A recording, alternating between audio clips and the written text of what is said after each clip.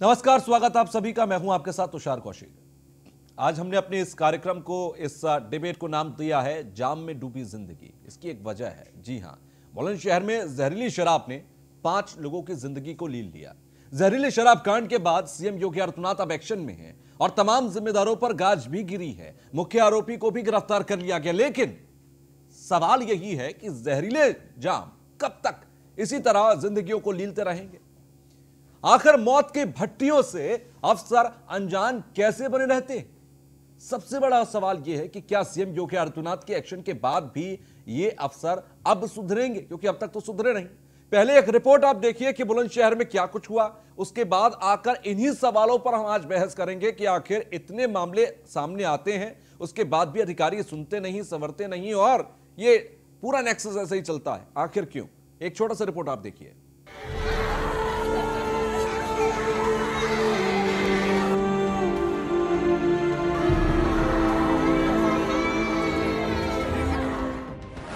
बुलंदशहर में जाम में डूबी जिंदगी।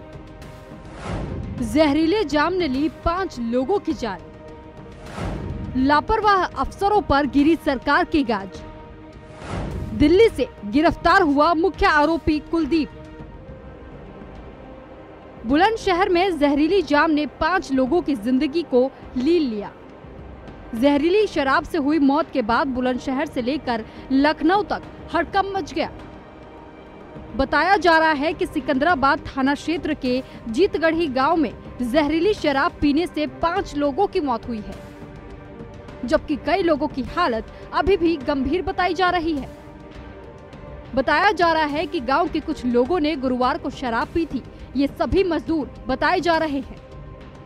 शराब पीने के कुछ देर बाद ही लोगों की हालत बिगड़ने लगी। परिजन उपचार के लिए उन्हें चिकित्सकों के पास लेकर पहुंचे, जिसमें कल 4 की मौत हो गई और 1 की मौत आज हुई। गंभीर लोगों को उपचार के लिए विभिन्न अस्पतालों में भर्ती कराया गया है। 15 लोगों को अलग अलग हॉस्पिटल में भर्ती कराया गया है। अस्पताल में भर्ती लोगों का उपचार किया जा रहा है। कुछ की हालत गंभीर बनी हुई है। इस मामले में लापरवाही के आरोप में थाना प्रभारी समेत 3 लोगों को निलंबित कर दिया गया। घटना के बाद सीएम योगी ने भ्रष्ट अफसरों पर एक्शन लिया। बुलंदशहर घटना पर सीएम योगी का एक्शन। सीएम योगी ने दोषियों के खिलाफ सख्त कार्रवाई के आदेश दिए। सीएम योगी के निर्देश के बाद दोषियों पर रासुका और गैंगस्टर एक्ट के तहत कार्रवाई होगी। सीएम योगी ने पीड़ितों को बेहतर इलाज देने का निर्देश दिया। दोषी डिस्टिलर के खिलाफ भी सख्त कार्रवाई का निर्देश दिया गया। संयुक्त आबकारी आयुक्त राजेश मणि त्रिपाठी को हटा दिया गया। उप आबकारी आयुक्त सुरेश चंद्र पटेल को भी हटाया गया। यही नहीं, हटाए गए सभी आबकारी अधिकारियों की विभागीय जांच होगी। आबकारी निरीक्षक प्रभात वर्धन, प्रधान आबकारी सिपाही रामबाबू सस्पेंड किए गए। आबकारी सिपाही श्रीकांत सोंग और सलीम अहमद भी सस्पेंड हो गए। बुलंदशहर शराब कांड के बाद सीएम योगी की सख्ती से अधिकारियों में हड़कंप मचा हुआ है। बुलंदशहर शराब कांड के बाद प्रशासन मुनादी करा रहा है। लाउडस्पीकर के जरिए लोगों से अपील की जा रही है कि शराब पीकर जिनकी तबीयत बिगड़े वो ब्लॉक में संपर्क करें। यदि किसी व्यक्ति को नशीला पदार्थ या शराब पीने के कारण तबीयत खराब हो तो तत्काल अपना इलाज सरकारी अस्पताल या प्राइवेट हॉस्पिटल में सुनिश्चित करें। अब सवाल यही उठता है कि जहरीले जाम कब तक लीलते रहेंगे जिंदगी? मौत की भट्टियां से अफसर अनजान कैसे हैं? सवाल ये भी कि क्या सीएम योगी के एक्शन के बाद सुधरेंगे अफसर?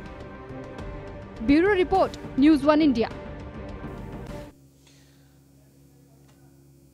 तो अभी जो रिपोर्ट आपने देखी, उस रिपोर्ट के आखिर में एक ही सवाल किया गया कि क्या अब ये रासुका की कार्रवाई कर दी गई, जो तमाम कार्रवाइयां की गई सीएम के स्तर से, इसके बाद अधिकारी सुधर जाएंगे? इसके बाद क्या हम ये मान सकते हैं कि आज के बाद कोई भी हम खबर ऐसी नहीं पढ़ेंगे जिसमें जहरीली शराब के जरिए किसी की मौत हुई हो या कहीं पर किसी की संलिप्तता, चाहे वो सिस्टम की हो, चाहे वो किसी की छत्र छाया में हो, कोई ऐसा जहरीली शराब का, अवैध शराब का धंधा ना चलता हो।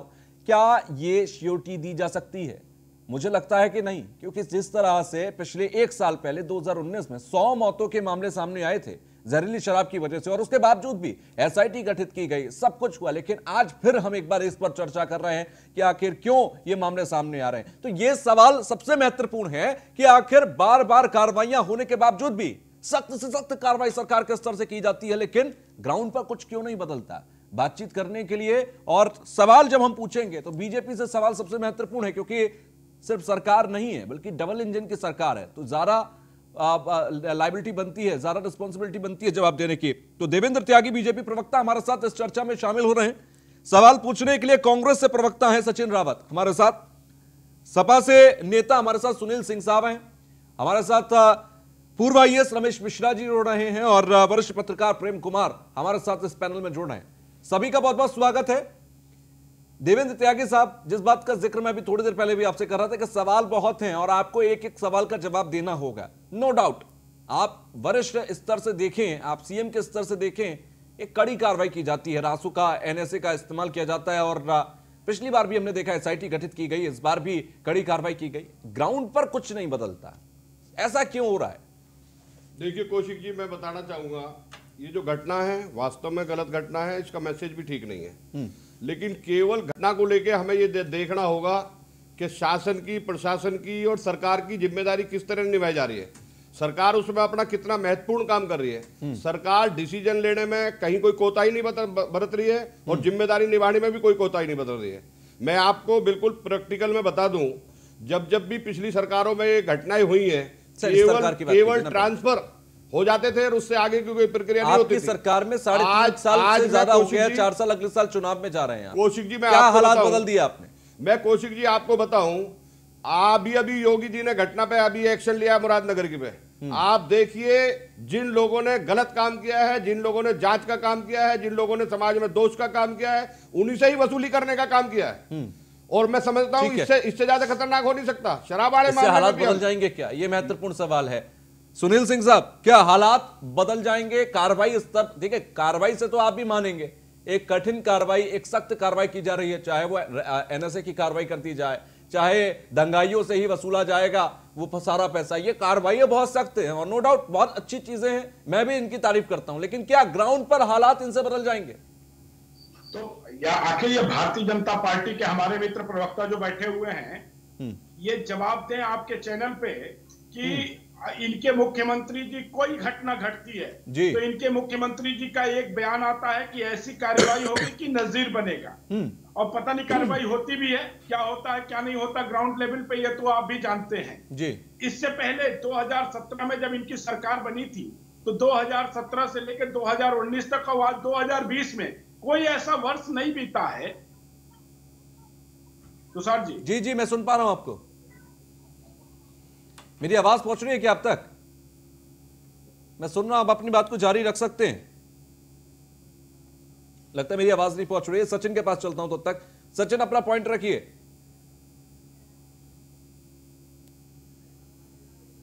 आदित्यनाथ जी की सरकार आई है और लगातार आबकारी मंत्रालय में ऐसी घटनाएं निरंतर सामने आ रही हैं।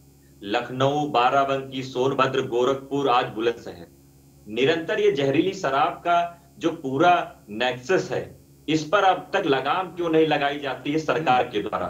ये बड़ा ही सोचने का भी सवाल है और सरकार की भी सामने सवाल है कि निरंतर 6 महीने बीतता नहीं है, एक विस्फोटक शराब के जरिए एक ऐसा कांड हो जाता है जिसमें पूरा पूरा परिवार उजड़ जाता है। बिल्कुल। तो मैं समझता हूं कि आबकारी मंत्रालय में और आबकारी मंत्री इसमें सबसे ज्यादा दोषी हैं, क्योंकि जिस तरह से शराब की दुकान पे जहरीली शराब जो बिकवाई जाती है, ये कहीं ना कहीं सरकार और प्रशासन के सामने प्रश्न चिन्ह है कि इन लोगों के खिलाफ कार्रवाई क्यों नहीं होती है, कठोरतम कार्रवाई क्यों नहीं होती है।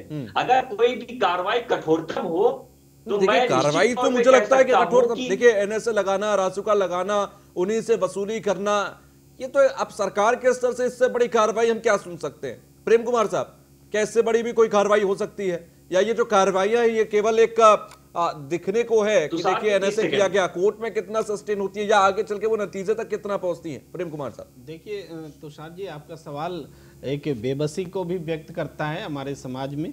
हम ये कहेंगे कि जैसे उत्तर प्रदेश में पिछले साल का जो राजस्व शराब बेच करके जो वसूला गया था उसका आंकड़ा याद कीजिए, करीब 24,000 करोड़ था और 37% का इंक्रीज था और इस पर बहुत खुशियां मनाई गई थी। तो 24,000 करोड़ का मतलब क्या है?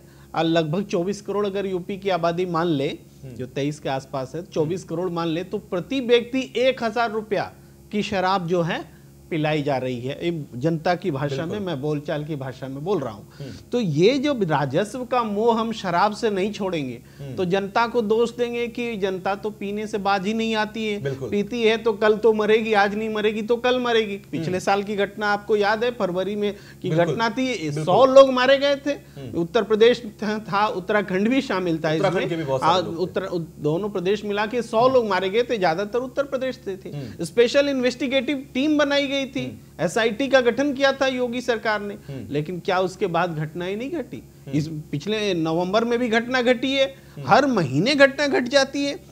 तो सवाल ये भी है कि ये एक्शन जो होते हैं, तो ये एक्शन तो रूटीन बन गया, ये घटना को रोकने का काम तो कर ही नहीं रहे ये एक्शन।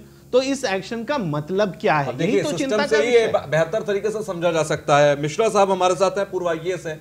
मिश्रा जी, जरा आप सिस्टम को समझाइए। ये कार्रवाइयां तो हो रही हैं, लेकिन ये ग्राउंड पर कुछ नहीं बदलती अगर, तो मेरे लिए, तो मैं पर्सनली अपनी बात करूं तो मेरे लिए ये कार्रवाई भी बेकार है अगर ग्राउंड पर जस की तस स्थिति है तो।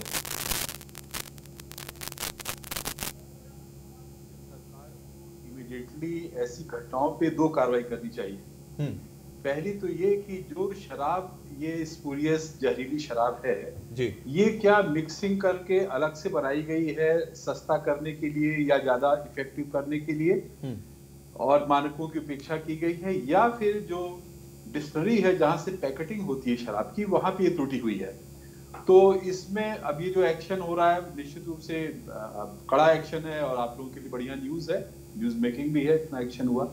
लेकिन मेरा सोचना ये है कि सरकार को इमीडिएटली आज ही रात से ये निर्देश देना चाहिए जितने भी, क्योंकि जब शराब की दुकान से ये बिक्री हुई है तो मुझे पूरा ये डाउट है कि डिस्टिलरी से ये कोई खेप है गलत आ गई है, क्योंकि शराब की जो दुकानें हैं वो नकली शराब नहीं बेचती हैं, ये सब चोरी से लोग धंधा करते हैं। और कोई भी, अभी गवर्नमेंट ऑफिसर की जिम्मेदारी की बात भी आऊंगा मैं।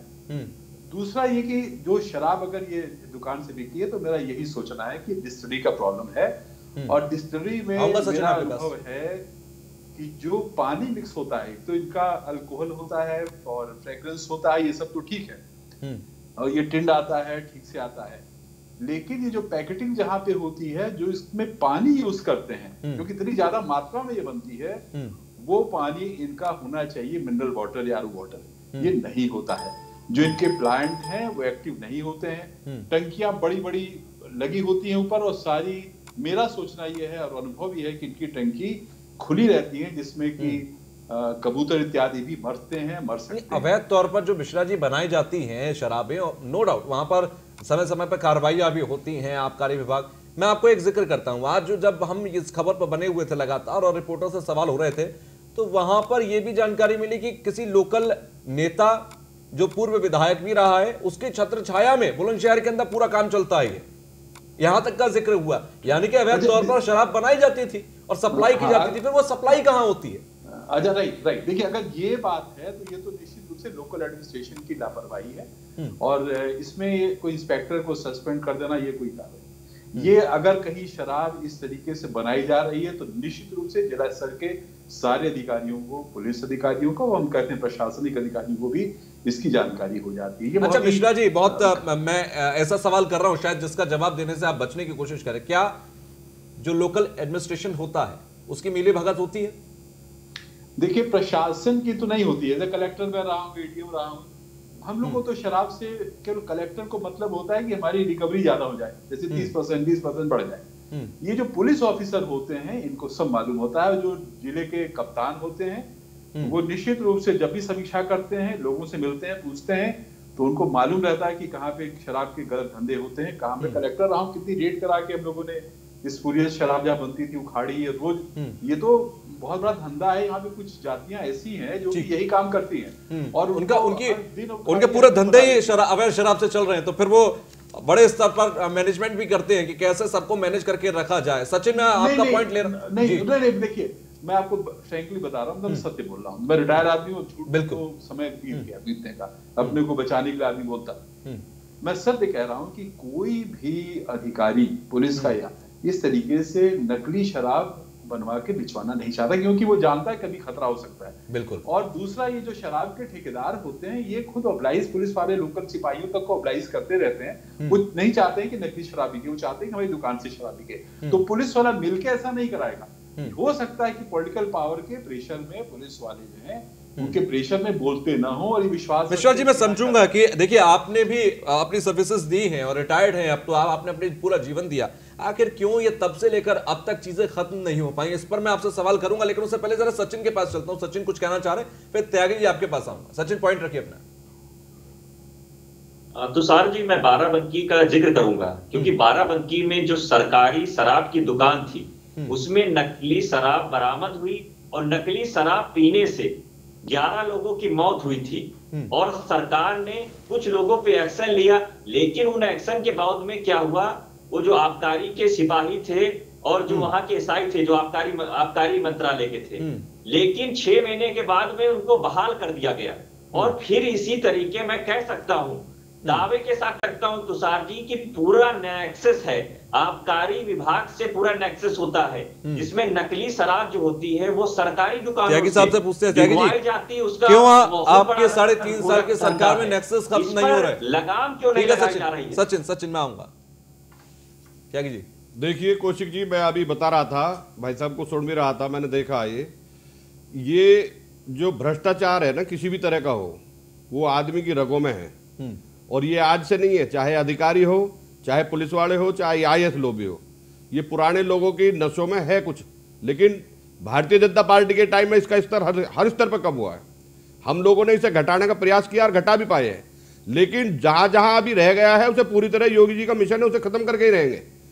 और पिछली बार केवल और केवल इस मामले में जो लिप्त होते थे लोग, उनकी ट्रांसफर प्रक्रिया अपनाई जाती थी, उससे प्रभाव नहीं होता था। कुछ भी घटा है, वो तो कह रहे हैं हमारी सरकार में। अभी आप देखो, मैं आपको प्रैक्टिकल उदाहरण दूंगा। सुनील साहब, आपकी सरकार में जितना था उससे कम हो गया क्या? आप देख लीजिए, आंकड़ा उठा करके देख लीजिए, इनकी गवर्नमेंट आंकड़ा नहीं देती है। ये आजमगढ़ में 27 मौतें हुई जब योगी आदित्यनाथ मुख्यमंत्री का पद संभाले थे। 2018 में सहारनपुर में 100 से ज्यादा मौतें हुई, कुशीनगर में मौत हुई, कानपुर में 50 से ज्यादा मौतें हुई। नहीं, ये कह रहे हैं कि आपके सरकार में जितनी हुई थी उससे कम है हमारे यहाँ। सुनील, ये कह रहे हैं कि आपकी जब सरकार थी उससे कम मौतें हो रही हैं हमारे में। आवाज नहीं जा रही उन तक का। सचिन, जवाब दीजिए।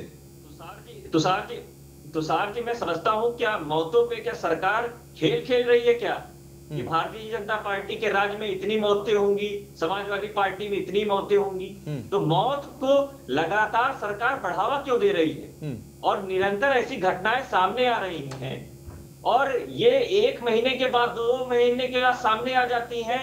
किन लोगों पे कार्रवाई होती है? छोटे लोगों पे कार्रवाई हो जाती है, लेकिन मंत्री बच जाते हैं। मंत्री जी का स्पष्टीकरण नहीं आता है, मंत्री जी का जवाब नहीं आता है। मुख्यमंत्री जी से जब कोई प्रश्न करता है तो कह देते हैं कि हम बख्शेंगे नहीं। अरे मुख्यमंत्री साहब, आप बताइए ना कि कठोरतम कार्रवाई करिए जिसमें आप कहते हैं कि नजीर पेश होगी, तो उत्तर प्रदेश में नजीर पेश करिए, किसने रोका है? लेकिन आप मौत के अगर सौदागर बनेंगे, मौतों पे अगर राजनीति करेंगे तो बहुत ही दुर्भाग्यपूर्ण है। इस तरह की घटनाएं निरंतर जो सामने आ रही है। क्या कीजिए जवाब? देखिए, मैं आपको बता रहा हूं, मौतों की घटना पे हम कोई राजनीति नहीं करते, मौतों के आंकड़े पे हम कोई बात नहीं करते। केवल और केवल हम घटनाओं को लेकर कितनी सरकार गंभीर है, कितनी गंभीरता से सरकार काम कर रही है, प्रशासन कितना गंभीरता से उसको ले रहा है, हम उस बात का स्पष्टीकरण आपको दे रहे हैं। और वो ऐसे ही नहीं दे रहे, वो विद प्रूफ दे रहे हैं। देखिए, आज सरकार की घटना, सरकार के सामने भारतीय जनता पार्टी के कार्यकाल में ये घटना हुई है, पूरी तरह सरकार इस पे काम कर रही है। मैं कह रहा हूं केवल और केवल उन पे कार्रवाई करवाने का, विभागीय जांच कराने का ही काम नहीं कर रहे, अपितु हम उनकी गिरफ्तारी भी तुरंत कर रहे हैं। गिरफ्तारी सुनिश्चित की जा रही है, गिरफ्तार करके उन पे कार्रवाई की जा रही है। और ये इससे ज्यादा प्रभावी कदम हो नहीं सकता। और इसे करेंगे। भारतीय जनता पार्टी का ये मिशन है, हम इसको रोक के ही रहेंगे। ये किसी भी तरह होगा नहीं, ये पुराने लोगों की रचम में है और ये उसी टाइम से ये लोग करते आ रहे होंगे चोरी चुपके, लेकिन भारतीय जनता पार्टी ने 4 साल होने जा रहे हैं, ये कम थे त्यागी जी? ये 4 साल होने जा रहे हैं जो ये कम थे आपके लिए, आप कर नहीं पाए, अब आप चाहते हैं कि और समय मिले? नहीं कौशिक जी, पूरी तरह किया है। आप देखिए 2018 में घटना हुई है, आज पूरे दिन में बताता हूं, आज सुबह जब मैं स्टूडियो में आया तब से अब तक मैं लगभग 3 से 4 जगहों की अवैध शराब की फैक्ट्री मिली, अवैध जगहों पर अवैध शराब की वजह से मौतें हो गई। सिर्फ ये खबरें पढ़ रहा हूं, बताइए मुझे कहां खत्म हो गई ये चीज? नहीं, लेकिन आंकड़ा देखिए ना, 2019 में कांड हुआ, 2019 के बाद आज 2020 में हम बैठे हैं ना, 21 में बैठे हम, 2021 में घटना हुई है, तो घटनाओं पर रोक तो लगी है, निश्चित है, लेकिन ये सामाजिक परंपरा है, इसमें कुछ लोग लिप्त होते हैं, सामाजिक परंपरा क्या? पुलिस के लोग भी लिप्त होते हैं, मैं मानता हूं इस बात को। इसीलिए योगी जी इस पर सख्त कार्रवाई करें और सख्त करेंगे, इसको मिटा के रहेंगे। ये समाज से बिल्कुल लुप्त करनी पड़ेंगी चीजें। प्रेम कुमार, काफी देर से आप सुन रहे हैं, आप अपनी बात कहिए। देखिए 2-3 बातें अभी हमारे पूर्व IAS अधिकारी जी भी कह रहे थे कि शराब जो है, एक तो जहरीली शराब बनाना एक क्राइम हुआ, शराब को अवैध तरीके से स्टोर करना, बेचना, सप्लाई करना, वो पूरे सिस्टम में एक क्राइम हुआ। और दूसरी बात, इसको संरक्षण देने वाला तीसरा वर्ग है जो पॉलिटिकल भी है, एडमिनिस्ट्रेटिव भी है, तो इसका गठजोड़ भी है। तो ये सब प्रश्न ये है कि घटना तो एक घटती है, लेकिन उस घटना के बाद हम जो एक्शन लेते हैं वो एक्शन क्या इतना प्रभावी होता है कि आगे ऐसी घटनाएं नहीं घटे? क्या कुछ अधिकारी को पर एक्शन ले लेना, उसको निलंबित कर देना या रासुका लगाना ये तो अदालत में ठहरेगा भी नहीं, ये तो बचाव करना हुआ एक तरह से क्रिमिनल्स का, जिनके ऊपर हम इल्जाम लगा रहे हैं वो अदालत में बच जाएगा, उस पर रासुका प्रूफ नहीं होगा। तो सरकार सिर्फ इसलिए कि हम कठोर कार्रवाई कर रहे हैं, रासुका लगा दीजिए। प्रेम कुमार जी अगर वो अदालत में बच जाएगा, इसका मतलब वो दोषी नहीं है, फिर दोषी कौन है इसका, आप बताइए। मैं कह रहा हूँ रासुका, मैं ये कह रहा हूँ, जिम्मेदारी तो आपकी है ना त्यागी जी? नहीं, मैं ये कह रहा हूँ आपकी पुलिस की जिम्मेदारी है ना कि कोर्ट में इतने मजबूत साक्ष्य, इतनी मजबूत आप FIR लेकर जाए, चार्जशीट लेकर जाइए कि वहां पर कोर्ट में सस्टेन करे वो। मैं यही तो कह रहा हूं कि रासुका लगाने का अगर काम किया है तो 100% वो दोषी हैं और उनके दोष के कारण ये घटनाएं हुई। कोर्ट तय करेगा, बगैर दोष, ये तो कोर्ट तय करेगा कि वो दोषी है। कह दीजिए कि मैं प्रूव करा के रहूंगा कि रासुका जो लगा है, कह सकते हैं क्या आप? मैं तो इसी पर चैलेंज कर रहा हूं। रासुका सिर्फ अपने एक्शन को कठोर बताने के लिए किया गया, उसको प्रूव करने की जिम्मेदारी निभाएंगे, ये वादा कीजिए। लेकिन प्रेम कुमार जी, मैं यही तो आपको बोल रहा हूं कि यदि कोई घटना हुई है तो उसमें तुरंत हम न्यायिक कार्रवाई करें और उनकी गिरफ्तारी करके जेल भेजें, इससे बढ़िया क्या कार्रवाई होगी? इससे ज्यादा स्पष्ट कार्रवाई क्या कर सकते हैं? आप बताइए मेरी बात। बिल्कुल, अगर ये पहली बार होता तब तो हम आपकी बात मान ही रहे होते। बिल्कुल बिल्कुल, 2 साल पहले का नहीं प्रेम कुमार जी, हुआ उसमें बिल्कुल नहीं। अब क्या हुआ? केवल और केवल ट्रांसफर सिस्टम था पहले, रासुका लगाने का काम प्रेम कुमार जी ने चैलेंज किया कि 2 साल पहले जो घटना हुई उसमें जो कार्रवाई की गई, SIT गठित की गई 2019 के मामले में, क्या हुआ उसमें? उसमें कार्रवाई हुई है, लोग जेल काट रहे हैं, लोगों ने सजा ली है और लोग आज भी दीवारों के सलाखों के पीछे बैठे हैं। 100 लोगों की जान गई थी। अच्छा मिश्रा जी, एक बात बताइए, जिस बात का जिक्र भी प्रेम कुमार जी ने किया कि रासुका लगा दी जाती है और उसके बाद वो कोर्ट में सस्टेन नहीं होती है और फिर उसके बाद एक तरीके से कहीं ना कहीं पे हल्की धाराओं में भी मामला दर्ज होता है, ये सिर्फ एक कहना चाहिए दिखाने की चीजें हैं कि देखिए हमने बहुत कड़ी कार्रवाई कर दी है। जरा इस पर आप बेहतर बता पाएंगे, बताइए क्या रहता है कार्रवाई का, ये क्या सही तरीका है? देखिए, नेशनल सिक्योरिटी एक्ट वास्तव में बना जिस उद्देश्य के लिए था, उस उद्देश्य को पूरा करने के लिए इस सब कार्रवाई में पिछली 20 साल से मैंने देखा है एक पॉलिटिकल एक बहुत बड़ा एक वो बन गया है सिंबल कि हमने रासुका लगाई। पिछली सरकारें भी करती थी। रासुका में जो प्रक्रिया ये होती है कि हाई कोर्ट की एक बेंच होती है जो कि केवल रासुका लगाना औचित्यपूर्ण है कि नहीं ये डिसाइड करती है, और उसमें 3 रिटायर्ड जजेस होते हैं। वो लोग इसको जब कोर्ट जाएगा वहां पे अपीयर होगा, आदमी अपनी बात रखेगा, और ऐसे केसेस में जनरली चूंकि इतनी मौत हो गई है तो पुलिस को, प्रशासन को सहयोग के लिए जजेस स्वीकार कर लेते हैं। तो रासुका से खाली जो फायदा होता है वो यही होता है कि 1 साल तक वो आदमी जेल से बाहर नहीं निकल पाएगा, क्योंकि पिछले सालों से हम देख रहे हैं कि कोर्ट इतनी लीनियंट हो जाती है, और इसमें तो निश्चित रूप से सबूत मिलना कि उसने जानबूझ के ऐसी शराब बनाई कि लोग मर जाएं, वो क्रिएट करना बड़ा कठिन है। तो इसलिए रासुका लगा दी जाती है। और मेरा विचार से इसका कोई इसके अलावा विकल्प भी नहीं है सरकार के पास। राजपाल लगाने से कम से कम 1 साल तो अंदर रहेगा ही वो, और निश्चित रूप से 1 साल बाद बाहर आ जाएगा, फिर वही काम करेगा। बाद में जो कह रहा था, जो एक सभी हमारे प्रेम कुमार जी ने कहा, ये सामाजिक ये प्रॉब्लम है, एक विभाग है मद्य निषेध, उसके लिए करोड़ों रुपए सरकार देती है कि साहब आप लोगों को डिस्करेज करिए कि शराब न पिए। और उधर लॉकडाउन के सर खत्म भी नहीं हुआ था लॉकडाउन, सबसे पहले शराब के ठेके ही खोले गए थे क्योंकि राजस्व की चिंता होने लगी थी। वो तो इकोनॉमी के देखिए प्रॉब्लम, देश में जब इतना पैसा खर्च हो रहा है, इतने वजीफे, यानी सरकार मजबूर है शराब पिलाने के लिए।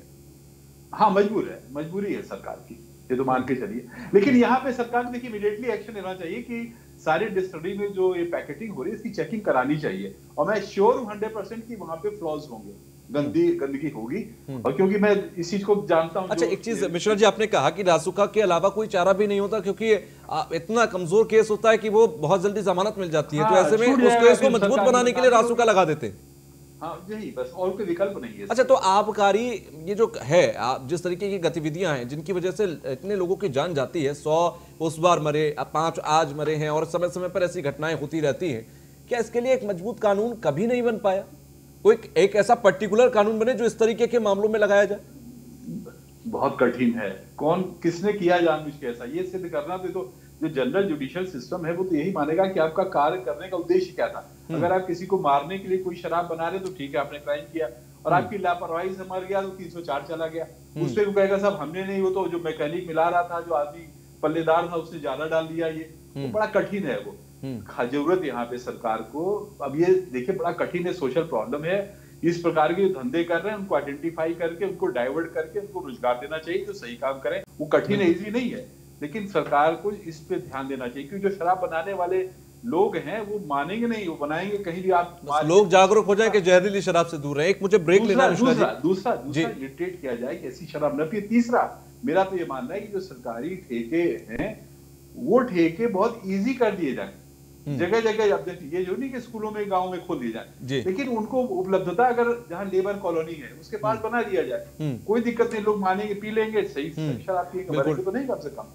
तो उसमें भी अब दिक्कत होती, लोग विरोध करते हैं कि साहब गाँव में शराब बेची जा रही है, जबकि गाँव में शराब भी रोक नहीं पाता है। नकली शराब, महुए की शराब, ये सब बनती हैं, बिकती हैं। बिल्कुल। तो अब वो बड़ा कठिन है ये, देखिए बहुत बड़ा इश्यू है ये, कितनी सरकारें इसमें लगाम लगाने की कोशिश कर। मैं यही आपसे समझूंगा।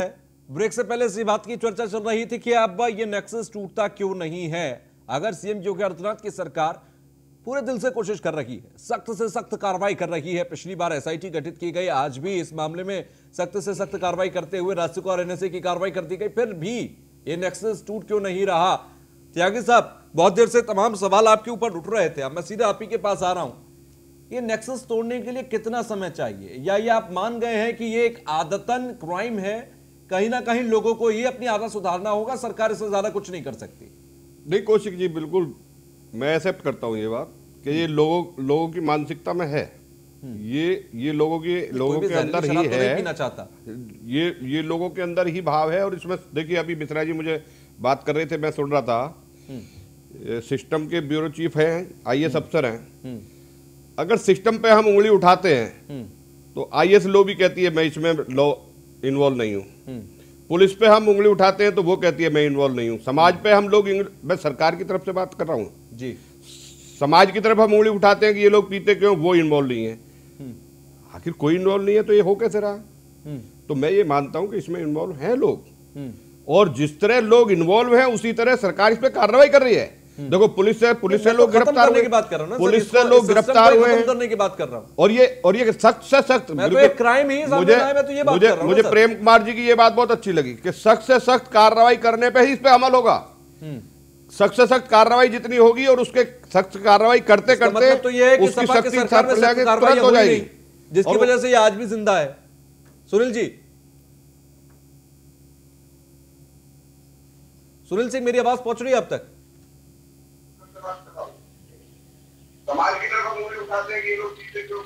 सुनील जी तक हमारी आवाज शायद नहीं पहुंच रही है।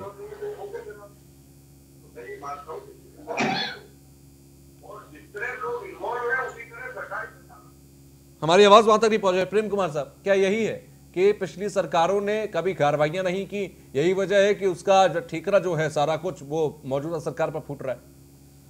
देखिए, इसको सिर्फ एडमिनिस्ट्रेटिव प्रॉब्लम के तौर पर अगर हम देखेंगे तब तो हम इस तरह से सोचेंगे, लेकिन ये प्रॉब्लम एडमिनिस्ट्रेटिव भी है, सोशल भी है और पॉलिटिकल भी है और करप्शन का भी मामला है। तो कुल मिलाकर के ये पूरे हिंदुस्तान का एक ऐसी समस्या है जो हर स्टेट में है, कहीं उड़ता पंजाब है, उस जैसी स्थिति सब जगह है।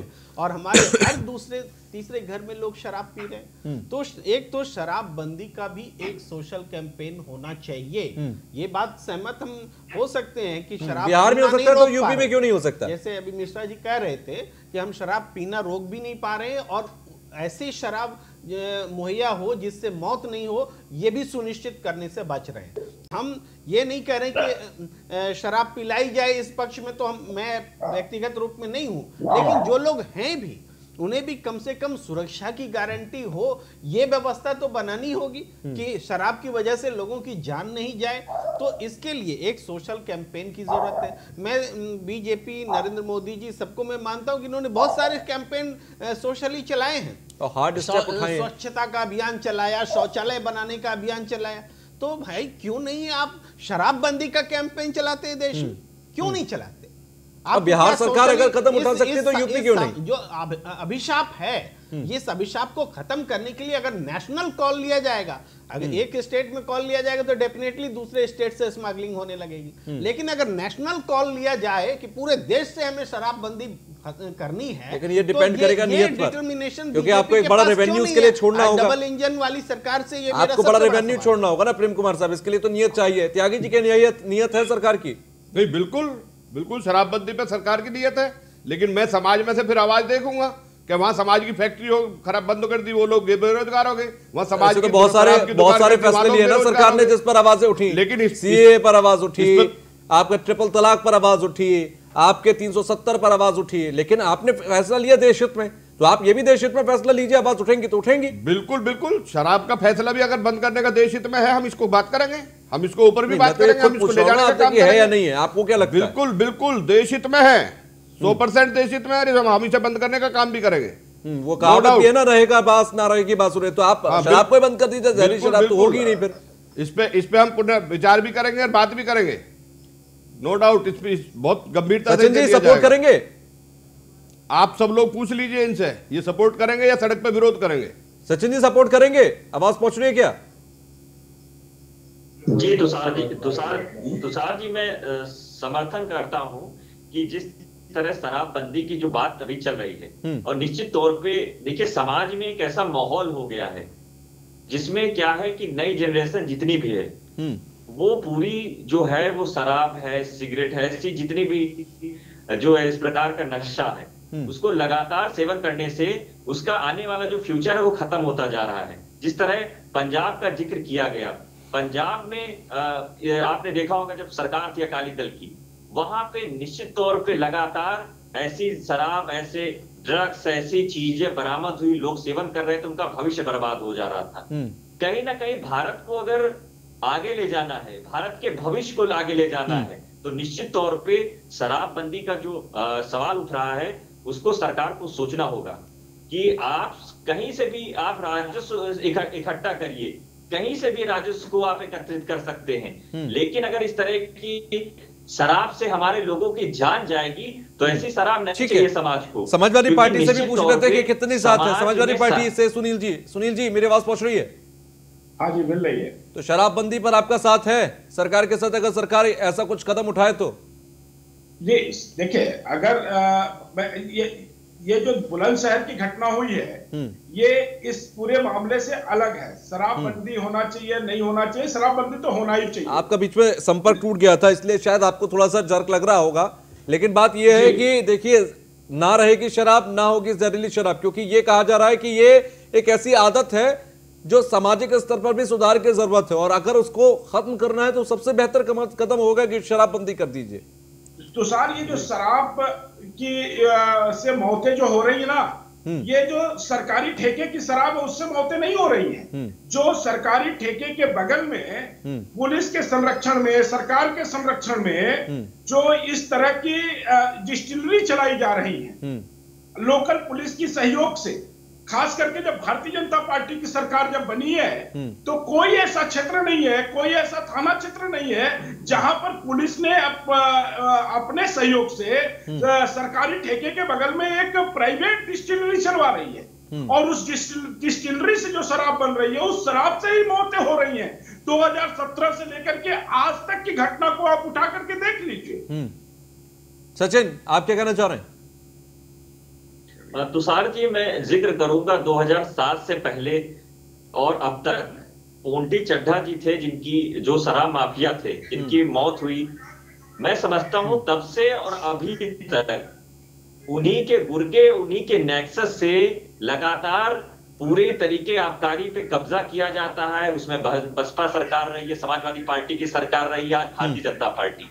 इसका नेक्सस अभी तक तोड़ा क्यों नहीं गया? आबकारी मंत्रालय क्या इतना सक्षम नहीं है क्या कि कोई माफिया आकर के आपके पूरे मंत्रालय को खरीद करके ये ऐसी शराब का ऐसे कारोबार कराए जिसमें सरकारी दुकान पे नकली शराब बिकवाई जा रही है और लोगों की मौत हो रही है? आज बहुत ही दुर्भाग्यपूर्ण लगता है कि आज के डेट में लगाम क्यों नहीं लगाई जाती है ऐसे नक्सस को तोड़ा क्यों नहीं जाता है? देखिए, सरकार की इच्छा शक्ति होती है। अगर सरकार की तो आप ये कह रहे हैं कि मौजूदा सरकार इच्छा शक्ति की कमी वाली है? साहब की इच्छा शक्ति है तो ये नेक्सस तोड़िए। आप लीजिए फैसला, शराबबंदी का फैसला लीजिए, किसने रोका है? आप लीजिए ना फैसला, समाज हित में आपकी प्रोत्साहन होगी, सभी लोग आपको साधुवाद देंगे। लेकिन इच्छा शक्ति नहीं है। यहाँ पे आप बैठ करके तो लेकिन उसमें लगातार अवैध शराब का कारोबार तो प्रशासन की मिले भगत से जो होगा उसको कोई नहीं रोक पाएगा। ये सिर्फ और सिर्फ पूर्ति की बातें यहाँ बैठ करके होगी, बाकी तुषार जी और कुछ नहीं होगा। सचिन जी, मैं अभी बोल रहा था, भाई साहब सुनील सिंह जी बोल रहे हैं हमारी सरकार अगर ये स्टेप लेने की बात करती है तो क्या मैं कांग्रेस वालों से एक पूछ सकता हूं कि ये किसी सरकार के फैसले का स्वागत करेंगे? इन्होंने सरकार के किसी फैसले का स्वागत करना सीखा है कभी? मैं सुनील सिंह जी की बात सुन रहा था, भारतीय जनता पार्टी अगर बंद करने का डिसीजन लेती है तो शायद सहमत नहीं है भाई साहब मेरे। अभी सुनील सिंह जी कह रहे थे कि बंद करने से इसका कोई औचित्य नहीं है। तो क्या ये सरकार को बंद करना चाहिए या नहीं करना चाहिए? मैं अभी दोबारा पूछ लेता हूँ। समाजवादी पार्टी की बात है ना, कांग्रेस की बात नहीं है त्यागी साहब। कांग्रेस कह तो रही है कि अगर समाज में आपको अगर फैसला लेना है तो आप लीजिए। राजस्व शोक तो कहीं शान तो कम नहीं हो जाएगी संसद में खड़े होकर ताली बजाने में। देखिए सचिन जी, वही बात मैं अभी पूछ रहा था, किसने रोका है? देश हित में कोई कार्रवाई, देश हित में कोई फैसला लिया जाए तो शायद आप लोगों को उसका स्वागत करना चाहिए, जो आप नहीं करते। मैं ये बात बड़े गर्व से कह सकता हूं कि देश हित के फैसले में आप स्वागत करना सीखिए। अभी मेरे भाई समाजवादी पार्टी के कह रहे हैं कि मैं बंद करने के हित में नहीं हूं और मैक्सिमम लोग कह रहे हैं आईएस लॉबी भी चाह रही है, तो मैं इसे क्या मान लूं? क्या ये पूर्ववर्ती सरकारों की देन है? क्या ये पूर्ववर्ती सरकार के लोग कर रहे हैं? क्या इसमें वो लोग लिप्त हैं? क्या ये मैं मान लूं? आखिर क्यों ये बंद करना नहीं चाहते? आखिर क्या परेशानी है? अगर समाज में गंदा राज हो रहा है, इसमें समाज में मौतें हो रही है, तो ये क्यों एक्सेप्ट नहीं है? त्यागी साहब, अगर पूर्ववर्ती सरकारों में हो रहा था तो 4 साल आपकी सरकार हो गई। अरे मैं भैया वही तो बात आपसे कर रहा हूँ। कार्रवाई हुई, मैं यही तो बात आपसे कर रहा हूँ। सरकारों पे चल रहे हैं और आने वाला 1 साल बाकी है। आप नजीर पेश करिए, किसने रोका है? नहीं, देश के लिए मैं अभी क्या ये संभव है? ये कह रहा हूँ, देश हित में जो फैसले क्या ये संभव है? स्वागत करना सीखिए। वो संभव सब कुछ है। देश हित में जो फैसले होते हैं उनका स्वागत करना सीखिए, उनका सम्मान करना सीखिए, और ये वास्तव में देश हित की चीजें हैं। त्यागी जी, थोड़ी देर के लिए मान लीजिए कि आपकी बात का, आपके स्टेप का समाजवादी पार्टी समर्थन नहीं करती है, कांग्रेस समर्थन नहीं करती है, तो क्या आप अच्छे फैसले लेना बंद कर देंगे? मैं तो ये बात कह ही नहीं रहा। हमारी भारतीय जनता पार्टी तो आप लीजिए। अरे प्रेम कुमार जी, भारतीय जनता पार्टी जो डिसीजन लेती है वो लेगी, देश हित में जो फैसले वो लेगी। लेकिन मैं ये जनता के सामने कहना चाहता हूँ, हो गया कि कौन 2024 के बाद मेरा प्रेम कुमार जी सवाल 2022 के बाद फैसलों का स्वागत करना सीखना चाहिए हम लोगों को, केवल ये कह रहा हूँ मैं। अच्छे अच्छा मिश्रा जी, उनका स्वागत सभी को करना चाहिए। मिश्रा जी, क्योंकि आप ग्राउंड पर रहकर ज्यादा करीब से इन चीजों को देख पाए होंगे, क्या ये सॉल्यूशन हो सकता है इसका? ये बड़ा इम्प्रैक्टिकल डिस्कशन जा रहा है। स्टेट टैक्स के बाद जो सेकंड रिकवरी है गवर्नमेंट की, जो इनकम है, उसका स्रोत यही है शराब। लेकिन सर बिहार में तो ये सब हुआ, बिहार में तो शराबबंदी की गई। वो सब बिहार में हर जिले में शराब मिल रही है। मेरी वहां बात होती है अफसर से, चोरी से बिक रही है, चोरी से बिक रही है। ये नहीं रोक सकते, ये रुक नहीं सकता है। गवर्नमेंट अगर इस तरीके से बैन करेगी तो मैं 100% श्योर हूं कि कोई गवर्नमेंट बैन नहीं कर सकती है। रिकवरी बहुत बड़ी उससे है। तो सरकार पैसा बांट रही है, चारों जो पैसा दे रही है लोगों को, गांव में खातों में पैसा, कहां से पैसा आएगा? कितना आप इनकम टैक्स पेयर से कितना वसूलेंगे जी? आप सोचिए ना, जो एकदम प्रैक्टिकल बात है कि गवर्नमेंट बैन कर देगी, वो संभव ही नहीं है कि रिकवरी का स्रोत है। और उसमें खाली बात यह है कि भाई शराब खराब न बिके, इसको गवर्नमेंट को कोशिश करनी चाहिए। मैंने कहा जैसे भातू है, आप पूछिएगा किसी से जिले में, हर जिले में एक मोहल्ला है, 2 मोहल्ले हैं भातू लोगों के, वो शराब बनाते हैं। पुलिस वाला जो नेक्सस वगैरह ऐसा कुछ नहीं है, छोटे छोटे आदमी हैं, घरों में शराब बनाते हैं, पुलिस रेड करने जाती है, औरतें आ जाती हैं और औरतें बड़ी वल्गरिटी करती हैं, सिपाही दरोगा भागना पड़ता है मौके से। अगर वो ज्यादा वहां पे कुछ करेंगे तो फिर न्यूज बन जाएगी और औरत के साथ बदतमीजी की। जब भी रेड पुलिस ने करी है, जब भी सिपाही जाते हैं, थाने वाले जाते हैं, एक्साइज वाले जाते हैं, ये औरतों को सामने कर देते हैं। औरतें आ जाएंगी और कुछ नहीं हो पाता है। बहुत बार पुलिस घूम घाम के तोड़ ताड़ के चली जाती है, दूसरे हफ्ते में कुछ नहीं, टीम के 4 टीम लगा दिए, पाइप लगा दी, आग जला दी, उठा के फेंक दिया, दूसरा टीम लगा लेंगे। तो ये इशू बहुत बड़ा इशू है, सोशल प्रॉब्लम है। नकली शराब बनाना, नकली शराब बनाने वालों को डाइवर्ट करने की मैंने कोशिश करी, नहीं कर पाए सफल, ये मानते ही नहीं है। तो अच्छा, आपके करियर में भी ऐसी चीजें आई होंगी? हाँ, कैसे निपटे आप, या कैसे निपट सकते थे? आपके ख्याल बहुत रहे होंगे कि इसको ऐसा करना चाहिए, कभी कुछ रहा है सर?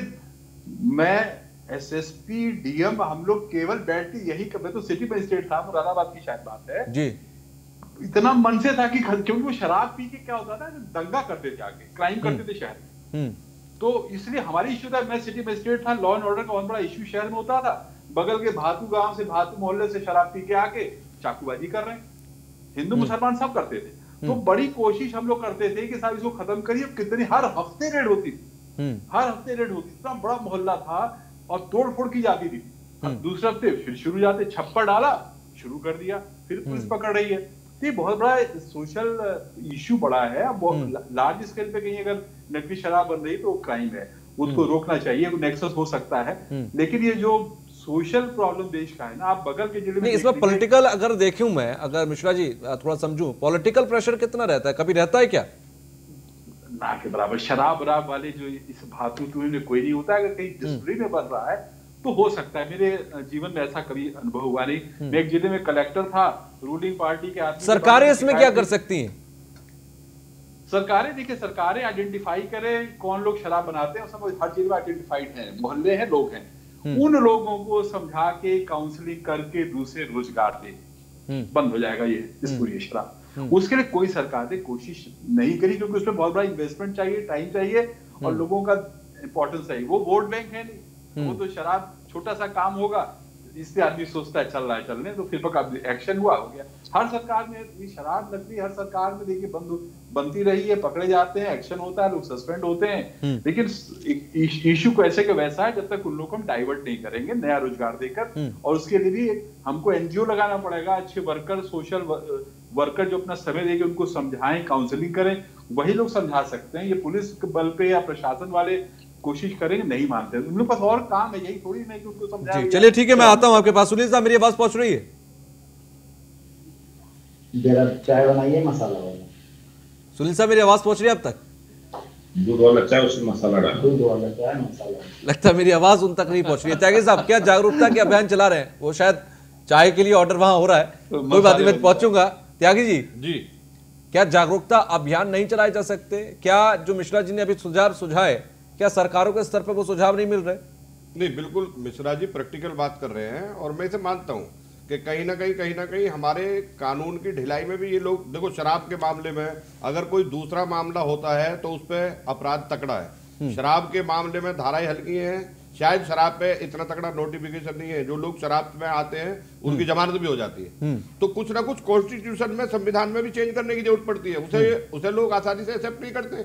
जबकि पुराने ढर्रे पे जो चीजें हैं, फंडामेंटल राइट में जो चीजें हैं, उनमें कुछ ना कुछ हम चेंज ला सकते हैं स्थिति के हिसाब से। आज नया भारत है, नए भारत के हिसाब से अगर शराब में इतनी तगड़े जहरों की इतनी हत्याएं हो रही हैं, इतने जुर्म हो रहे हैं, तो इसे डीपली ले सकते हैं, इसमें सुधार कर सकते हैं। और ये कार्रवाई से मिश्रा जी बिल्कुल ठीक कह रहे हैं कि जब तक इसमें सोशल जागृति नहीं होगी, सब लोगों का कंट्रीब्यूशन नहीं होगा, ये बिल्कुल प्रैक्टिकल में खत्म नहीं होगी। तो ये लाना भी तो आप ही की जिम्मेदारी है। तो ये वही तो किया हमने।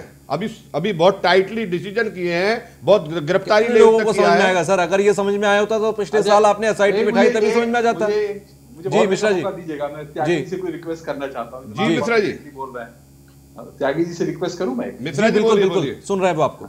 देखिए त्यागी जी, आपकी बातों से मैं हृदय से मैं प्रभावित हूँ कि आप भी एक इमोशनल व्यक्ति है, भावुक व्यक्ति है, और भावुक व्यक्ति बहुत हृदय का साफ होता है। आपने कहा ना कि बहुत बड़ा ये नेशनल प्रॉब्लम है और नशाबंदी होनी चाहिए। जी मैं एकदम सहमत हूँ, लेकिन त्यागी जी सरल नहीं है, बहुत कठिन है, और कोई सरकार इतना बड़ा फैसला लेने में बहुत सोचेगी कितना आर्थिक हमारा नुकसान होगा। मैं आपसे रिक्वेस्ट कर रहा हूँ, यदि आप, जैसे आपने कॉन्फिडेंस है कि पूरी सरकार ऐसा करेगी, जो मद्य निषेध विभागों को पैसा सरकार दे रही है जी, उस पैसे में प्रचार प्रसार के लिए व्यय जो हो रहा है, उस पैसे से केवल इन लोगों को, जो कि हर जिले में लोग हैं, आइडेंटिफाइड हैं, उन परिवारों को दूसरा रोजगार देने की ट्रेनिंग देकर उनको बसा सके, लिंकेज कर ले, बैंक से लोन करा दे। अब तो 1 लाख तक का लोन में कोई जरूरत ही नहीं है सिक्योरिटी की, और उनको डाइवर्ट करा दे। उसी पैसे, इतना पैसा मिलता है, 4-5 करोड़ रुपए मिलता है हर साल स्टेट को, केंद्र सरकार देती है। और वो पैसा मुझे मालूम, अब तक जनवरी चल रहा है, अब तक प्रोजेक्ट बना के मैंने ही उसका, मैं स्टेट कोऑर्डिनेटर हूं मैं, और मैंने इस प्रोजेक्ट को बना के भेजा दिल्ली से, उसको सैंक्शन करा के लाया। अब मुझे 2 महीने 1 महीने से जानकारी नहीं है कि क्या हो रहा है। वो एक ड्रग पे है, सब कुछ पे है, लेकिन नशाबंदी को उसमें एक इश्यू बनाया जा सकता है, हम लोग उस चीज को कर सकते हैं। कुछ नहीं मालूम क्या हो रहा है, क्या कर रही है सरकार। तो बहुत चीजें हैं उसमें, मैं क्या कहूँ, तो हम कहीं ना कहीं ऑफिसर्स की भी कमी है, प्रायोरिटी नहीं है लोगों की। नहीं तो ये तो अगर 5-4 करोड़ रुपए में लोगों को काउंसलिंग करके हम लोग स्टैब्लिश कर देंगे तो ये इश्यू खत्म हो जाएगा, देश से, प्रदेश से खत्म हो जाएगा। अब तक ठीक तरीके, चैनलाइज तरीके से चीजें नहीं हो रही, ये मिश्रा जी आप कह रहे हैं? एग्जैक्टली। प्रेम जी, क्या ये चैनलाइज हो सकती है? देखिए, सबसे पहले तो मैं ये कहना चाहता हूँ कि मिश्रा जी जो बात कह रहे हैं कि ये इम्प्रैक्टिकल है, आज की परिस्थिति में ये इम्प्रैक्टिकल जरूर लगता है, लेकिन जब गोल हमारा अगर पवित्र है, गोल से हम आइडियोलॉजिकली, इमोशनली उसको सही मानते हैं कि नशाबंदी होनी चाहिए, तो इसको प्रैक्टिकल बनाने का चैलेंज भी इसी देश को लेना है। हम इस बात से इसलिए भी सहमत हैं क्योंकि जैसे पेट्रोल का मामला ले लीजिए, पेट्रोल 25 रुपए उसका खरीद होती है, 50 रुपए राज्य और केंद्र सरकारें उससे टैक्स लेती हैं। बिल्कुल। तो जो लक्ष्य सरकार का था कि हम पेट्रोल डॉलर कम करेंगे, कंजम्पशन पेट्रोल का घटाएंगे, अब सरकार की डिपेंडेंसी हो गई पेट्रोल पर, तो वो और खरीद में इंटरेस्ट लेने लगी और आयात बढ़ गया क्रूड ऑयल का। तो ये सरकार की विवशता है, लेकिन पेट्रोल डॉलर पर डिपेंडेंसी घटाना और इसका कंज्यूमशन घटाना ये हमारी देश की जरूरत है। तो जरूरत को देखना हमारा लक्ष्य होगा, उसी तरीके से शराबबंदी हमारा लक्ष्य निकालने होंगे, विकल्प निकालने होंगे। रेवेन्यू की वजह से खत्म हो रहा है तो दूसरी जगह आप संभावनाएं खोजिए, यही एक रास्ता हो सकता है। चलिए, बहुत बहुत शुक्रिया आप सभी का हमसे जुड़ने के लिए और बातचीत करने के लिए।